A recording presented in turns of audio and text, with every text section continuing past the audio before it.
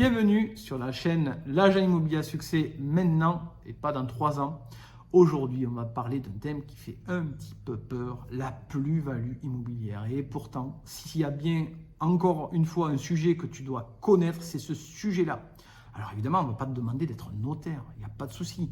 Calculer la plus-value immobilière, c'est pas si simple, il y a plein de choses qui rentrent en compte. Mais par contre, tu dois avoir la capacité de prévenir tes clients vendeurs que potentiellement, il va y en avoir. C'est ça ton rôle, c'est l'anticipation. Si tu ne fais pas ça, ton client risque de découvrir qu'il a la plus-value immobilière le jour du compromis de vente, dernier moment, et te dire, mais non, je ne vends pas. Je n'avais pas pris ça dans mes calculs. Les vendeurs, tu sais, ils font leur petit calcul vite fait. Je vends tant, ça m'a coûté tant, tac. Mais ils oublient cette histoire de plus-value immobilière.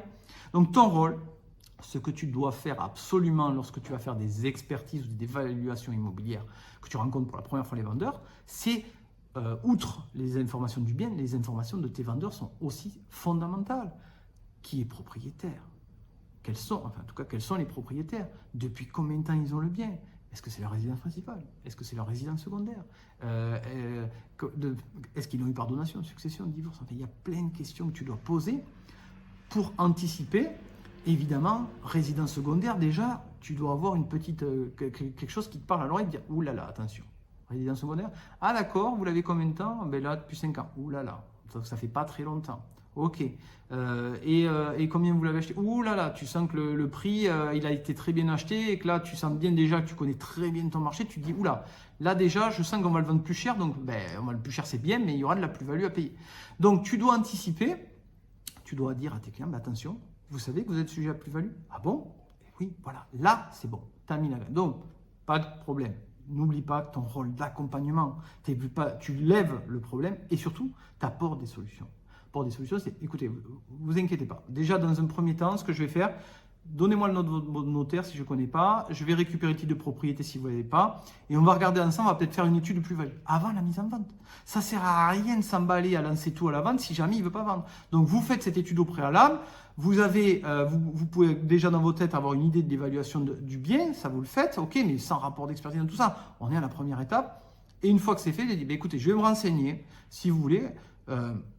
La prestation de mon mandat exclusif fait partie de ça aussi. Je vais me renseigner auprès du notaire, on va vous calculer la plus-value. Voilà, comment signer un petit mandat exclusif? Pourquoi pas? Donc là, vous l'avez mis au courant qu'il y a une plus-value. Il est OK. Vous allez la calculer. Faites signer un mandat exclusif. Voilà une petite astuce. Donc, la plus-value immobilière, il y a vraiment des cas, lorsque vous devez retenir pour les résidences principales, il n'y a pas de plus-value immobilière lorsqu'on revend. Donc, attention, hein, il y a plein de cas, mais globalement, cette règle, elle est comme ça. Quand on est sur une maison secondaire, il y a potentiellement de la plus-value immobilière. Alors, faut-il encore qu'il y en ait? S'il a acheté 50 et qu'il revend 30, on n'est pas trop concerné, c'est pas trop embêtant. Mais attention au type de propriété, vous devez voir s'il y a eu entre des donations, des successions, plein de choses comme ça. L'idée, c'est de regrouper toutes les infos, de bien avoir une vision du tableau, et après, vous allez voir le notaire avec tout ça. Il dit, vous pourriez me faire une simulation pour ce client, etc. Évidemment, on vous amènera le client chez vous, c'est vos clients, il n'y a pas de souci, mais ils ont besoin d'une simulation avant la vente.